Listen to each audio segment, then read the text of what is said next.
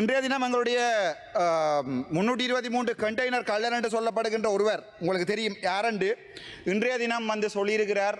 தேசிய தலைவரும் 44,000 போராளிகளும் வடக்கு மாகாணத்தில் குடுவித்தார்கள் என்ற ஒரு கதை ஒன்றை இன்றைக்கு சிங்களத்தில் சொல்லியிருக்கிறார். இவர் சிங்களத்தில் சொல்லி தப்பிக்கலாம் நினைக்கிறார். ஆனால் சிங்களமும் தமிழும் சரளமாக பேச தெரிந்த எனக்கு அது விளங்கினது. அதனுடைய வீடியோவை நீங்கள் பார்ப்பீர்கள் வெகு விரைவில். மிகவும் கவலையாக இருக்கின்றால் இவர்கள் சொல்லிக்கொண்டு வந்தவர்கள் எப்படி நாங்கள் எல்லாம் சிங்கள பிரபாகரன் என்று சொல்லிக்கொண்டு வந்தவர்கள் தான் இந்த அனுரகுமார் நாயக்கத்தினுடைய அரசாங்கம். எங்களுடைய மக்களும் அப்படியே பொய்களை உண்மை என்று நம்புகின்ற ஒரு சமூகத்தை சேர்ந்தவர்கள் நாங்கள். ஆகவே எங்களுடைய சமூகம் அள்ளுகொள்ளையாக நம்பியது.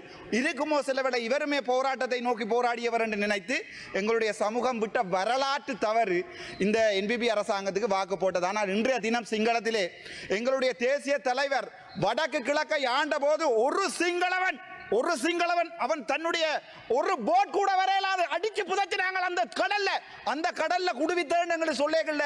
ஒரு தமிழ் மனுஷனா வெக்கப்படுறேன். ஒரு தமிழனா என்னுடைய வடக்கு மாநிலத்தில் இருந்து போட்டப்பட்ட ஒவ்வொரு வாக்குக்கும் இந்த பிமல் ரந்தாயகருடைய நெஞ்செல்லாம் எரியுது. நான் உங்களுடைய போர் வீரர்களை நீங்கள் செபலியோ என்று சொல்லுகின்ற போது ரணவிருவோ என்று சொன்ன தமிழன் நான். ஏனென்றால் ஆயுதம் ஏந்தி என்னோட இருக்கிறார்கள். ஆயுதம் ஏந்தி போராடியவர்கள் உயிரை துச்சமாக மதித்த தெய்வம் அதற்கு மேல.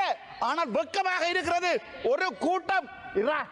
ஒரு கூட்டம் வந்து சொல்லுமாக இருந்தால் என்னுடைய தேசிய தலைவரை போராட்டவாதி என்று சொல்லுமா இருந்தா கவலையா இருக்கு. நீங்களும் ஒரு போராடின சமூகம், உங்களுடைய ஆயுதம் தூக்கின 1000 பேர் இருக்கிறீர்கள். வெக்கமா இல்லையா? சோறாடா சாப்பிடுறீங்க என்று கேட்கிற அளவுக்கு எங்களுடைய தமிழ் மக்கள் உங்களை வடக்கு மாநிலத்தில் பார்த்துக் கொள்வார்கள். நீங்கள் கடைசியாக சுடப்போவது ராமநாதன் அர்ச்சுனாவை. அது எனக்கு நன்றாகவே தெரியும். இன்றைக்கு கூட செக்யூரிட்டி ரிஸ்க் என்று சொல்லி அறிவித்திருக்க